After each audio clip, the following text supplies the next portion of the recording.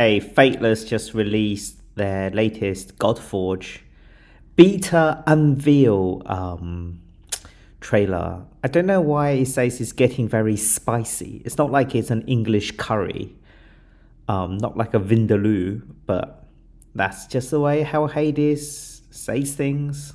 I mean, spicy usually when he says it is like some kind of unclad or thinly clad female champion in raid, right? But I'm not sure what he means here. Hey, guys. That Fateless thing, that logo still reminds me of if anyone played World of Warcraft, like Tier 2, is it Tier 2 Priest said? Anyway. This is Simon from Fateless. Today we're going to be diving in to a bunch more of the game screens and see what... Is his neck getting shorter? Sorry, I shouldn't be rude. That's rude. Actual beta and then live game is going to look like once we get all of those screens finished. We're going to be doing a bit of a follow-up from last week where we talked about weapons and gear. Just want to clarify some of the points that I covered, because as I've seen reactions to it from other content creators, I've realized that some things were perhaps a little bit still grey area, shall we say, and I wasn't clear enough in my first explanation. So we're actually going to be diving... Ooh. This is weird. I'm not saying it's bad, it's just weird, right? Because you have all these historical characters that exist across cultures, across genres, and across history. And they're all together. And that's what he wanted. But when they are actually together, it's weird as hell. So what we have Ramses, I presume. We have Guan Yu, which is the Three Kingdoms champion. And we have this headdress person, which I assume some kind of Aztec champion. And then we have on the left, you can see we also have, which you can't somehow see here, some kind of Valkyrie. And it's a bit too mixed. Like if you picked a race or a culture or a point in history and you put them together, that's probably okay. And you face off against other cultures, but this is a weird combo. It's like Total War, but all of it together. to the full kind of like Unity build and taking a look at some of the latest stuff that we're doing as well, especially on the character screen. You can start to see, the animation and... Guan Yu is probably the only person in history that would not do a weak hit. But I think the animation looks all right. I mean, even if it's on 1X, it's a bit jittery, right? The animation is not smooth. The combat starting to kind of get into that fluid motion as we get some of this stuff done. So this is we tutorial. are doing a fundraising round right now, which is due to end at the end of this month. If you are a high net worth individual, a high net worth company, or a self-certified high net worth investor. What is a self-certified? Why do you need to self-certify yourself? You're either a high, worth investor or you're not. Why do you need to be self-certified? What happens if I didn't self-certify, but I am a high net worth investor? I don't understand. This is just the way some idiot has taught him how to speak. And are interested in being involved in the Fateless fundraising round, then please contact me directly. All of the information will be in the pinned comment down below. So I am right now in engine in you. I think it's probably his way of just saying, look, if you're just some rando person, don't contact me and waste my time. But just say that. Just say, don't contact me if you have less than, let's say 200,000 to invest or 1 million to invest, right? But you could just set some number on it, to be honest.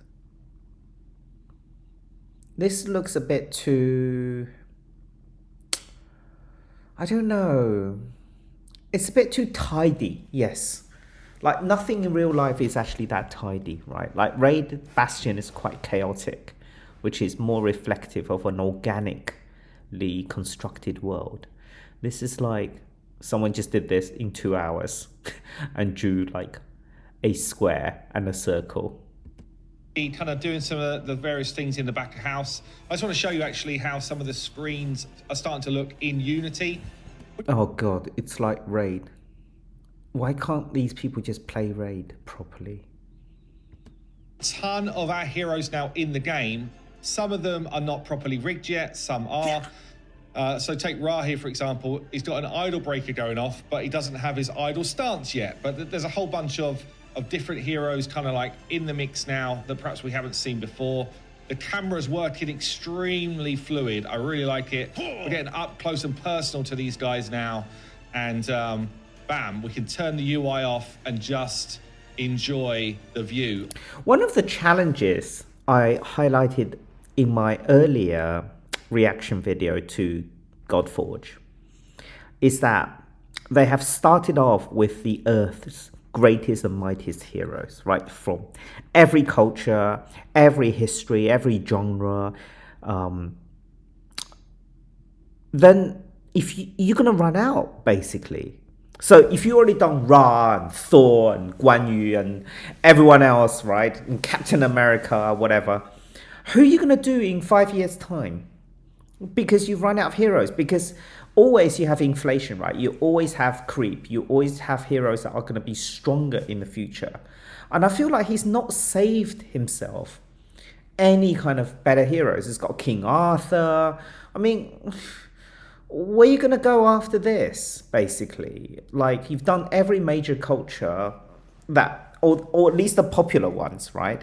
So you have to start scraping for unpopular ones, things less known to people.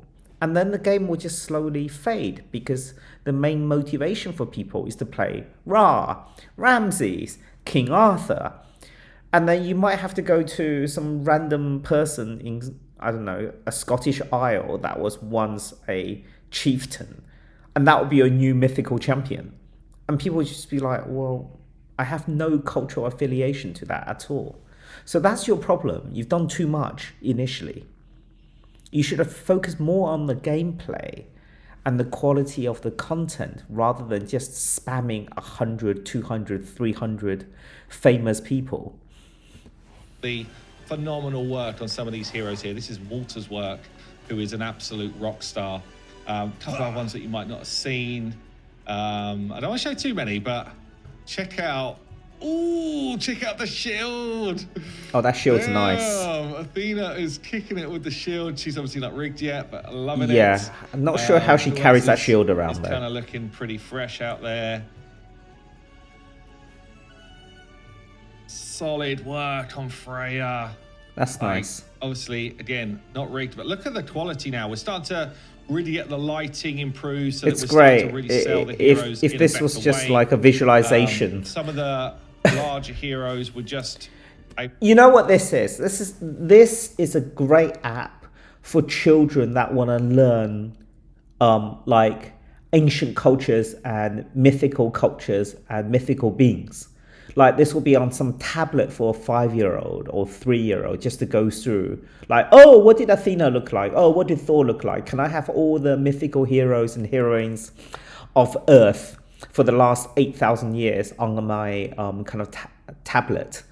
And that will be it. This is just a kiddie's education tool, really. Get them in better. We're actually going to crop the wings in on the Sphinx here so that it fits the vibe better.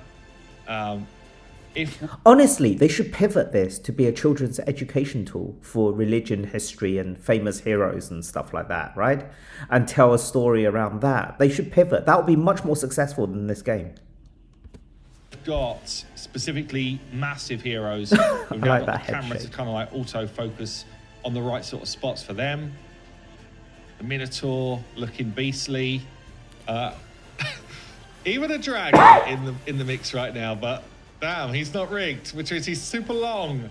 In fact, he's too long. How's that gonna yeah, work? so very, very cool. But yeah, we're starting to get a lot more heroes in the mix. Too long. So I think that's what means else can I show you pig here? dragon Some or of the something. screens I are don't kind know. of like getting there. Hilarious. Too long's a bad example to be on, actually. Let me just go to one Even that the does stars look look like funky. Raid. Look at The that, ascendancy there. stars. Looking cool. Yeah, so some of the screens are starting to have all of their functionality. Look at that, 6 stars. But they're not finished from a UI UX perspective. So we're starting to be able to see how some of the other screens Yeah, will you work. should have focused Obviously, on we're getting ready finishing for the that beta, UX and UI anyone rather who has than signed up for beta doing right so now, many you would have got an champions. email to say we're closing in, we're kind of getting ready, but some of the stuff is still a bit funky, and we've basically got the UI UX designers now sort of going in and making sure that all of this stuff feels good and works 100%. So yeah, lots of work going on there. Now, what I wanted to show you actually was a leadership report that Henry has done for us on UI UX, because it kind of shows what a lot of these screens will become. And I just figured a lot of people enjoyed what we did last week where we talked about gearing and weapons. So we're going to look into a bunch of the other screens that are planned for launch. And yeah, Henry does a brilliant job of kind of like laying out what he's working on right now, how complete it is, and then, you know, what's going to be coming next. So we do this once a month. Every lead in the project basically delivers. Wait, I don't believe this. According to this, a lot of the stuff, apart from this Izumo map, is more or less finished. But that UI UX looks nothing like nearly finished. Report which shows their progress and is able to share that progress with the rest of the team. Okay, then, so let's talk weapons. Weapons, I showed you during the last video, and basically there's a number of different elements. We've got a weapon that you can farm or earn or win and upgrade. There will be an implicit ability which improves as you upgrade the weapon. Yeah, your starting weapon is Excalibur. So the most famous weapon in the whole like Western Hemisphere folklore. How are you going to improve over Excalibur in the next 2 or 3 years of the game? There'll be stats which improve as you upgrade the weapon. And then there's 3 different areas here. So if you attune the weapon, then you're able to gain additional stats for anybody who is in the right faction. You can only attune a weapon to the right faction. So No. Do you know what this is? Right, like I said last time, this is a bunch of gamers who couldn't get to the top of their existing game like Raid. Because, I don't know, like, they're just not very good at it, right? Nothing to be ashamed of, right? They tried, they spent, they had coaching, they joined top clans, they hopped between top clans. They're just not good at many things like Hydra, Chimera, Arena, etc. And that's fine. They make great videos. They're very good at free-to-play and coaching new players and mid-level players, etc. But they thought, nah, I need to be at the top of this. I need to have this desirable account. So they thought, you know what? We're going to build our own game. And it's going to be so much better for us, for the community. And we're going to give us all the best things we ever wanted in life, like King Arthur, Excalibur. We're going to have that at the beginning. Because if we don't, we'll never make it. Just like Raid. And then we're going to give it to ourselves.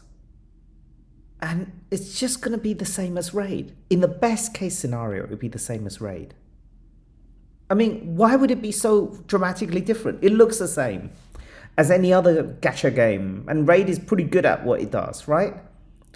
And it's like, he's like, oh, I'm not going to monetize it as much as Raid. You even monetized your website. I mean, last time I checked, Raid's website is free to use, right? It's going to be more monetized than Raid, trust me.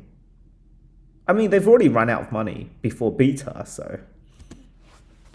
The UI is off here because it's just placeholder stuff, but you know, this is our Kajiti symbol, which means that you would have to attune to a Kajiti member of your team to be able to get this ability of additional That's implicit quite complicated. bonus. Okay, so if it's 30% now and you attuned it, that would take you up to 35%.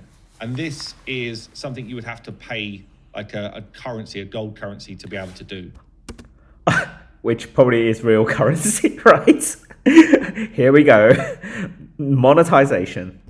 If you decided to take it off of somebody, the attunement would be lost and you would have to reattune to somebody else. The blue symbol here is actually to lock it to somebody who is the right user of that actual weapon. So The example here, this is Excalibur. Excalibur would only be possible to even get this bonus if you did this to King Arthur, for example. I'm telling you, this whole thing is just about him, Hell Hades getting King Arthur and Excalibur. I'm telling you, every example is King Arthur, Excalibur. So again, it's a way to really min-max your builds here to be able to improve. These other tabs are literally just sort of color showcases of the different weapons, but you would obviously have different implicits for different rarities of weapons. And then you're able to imprint the passive of a hero onto a weapon. If you just These weapons also sound extremely OP for the beginning of the game. Like, if this was a raid weapon, this is pretty OP. decide to change that imprint to a different imprint, the original imprint is lost. Imprints can be farmed through events and things like that. There will be some fun mechanics in how to get them as well, but they're also going to be like a duplicate hero that you turn into an imprint because you don't want them anymore. So hopefully that's The cleared power up creep the on this things game would around be insane. weapons. Like, I can tell then you we off. got the Look, kind of like look, it's King Arthur again. Like, oh mate, just I feel like he's just spent millions just for this moment. It's fine, I guess.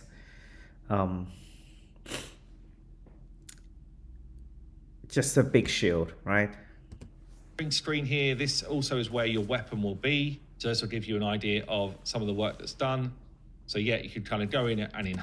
Do you know what would be a really troll move for Plarium to do? To release King Arthur as a free-to-play champion that comes with a giant sword and Excalibur into raid, and make it OP. That's what I would do as Plarium. Again, some of this is functional, some of it is not. But if you go into enhance, you'll then go to this screen where you're able to refine the weapon, which is basically leveling it up, which I like is giving you this. more stats, and ultimately at different kind of like waypoints, as you star them up, you'll also improve the quality of the implicit as well. You then go into this kind of like imprinting thing. So, oh my God. which is very cool, honestly. So you're able to select the weapon that you want. You're then able to choose the imprint that you want to put in for the weapon, hit imprint, and obviously it will say, are you sure you want to do this? Because it's going to destroy one of your valuable resources. And bam, we get this kind of like turntable success rate. And then the weapon is then imprinted with your new imprint. So Susanoo here becomes the imprint, although it's like the Leonidas's face. This is a funny thing when obviously these mock-ups are done, there's so many things about this which are wrong, but it's now called Excalibur of Susanoo because that's what the imprint was. This obviously should be an Avalon symbol, and this should be Susanoo's face and all that type of stuff. But ultimately that was what happened there. Those two things combined to become one weapon. And then you'll have your kind of like weapon set where you can come in. I mean, this, as the game develops, assuming it makes that far, just creates so many permutations though. Like, there's just so many possibilities to this, which is great from a game point of view. It creates more diversity. But the complexity of this, to avoid something being OP, right? To avoid something getting out of control in certain combinations of certain encounters would just be crazy. Like the player base will find so many combinations of exploiting this because there's too many combinations for you to control. And then trying to fix this in a patch would just be impossible. You fix this, but you'll break something else. And decide to deconstruct different areas and get some of the ore back. So I think the whole kind of UI UX is something we're working through now to make sure it's just really as simple as possible, but also really fun. And then obviously you'll have your kind of like index of your different weapons that are available, and you'll be able to sort of go in and say, oh, okay, if I really want another Mjolnir, how do I get it? Like, where do I need to go?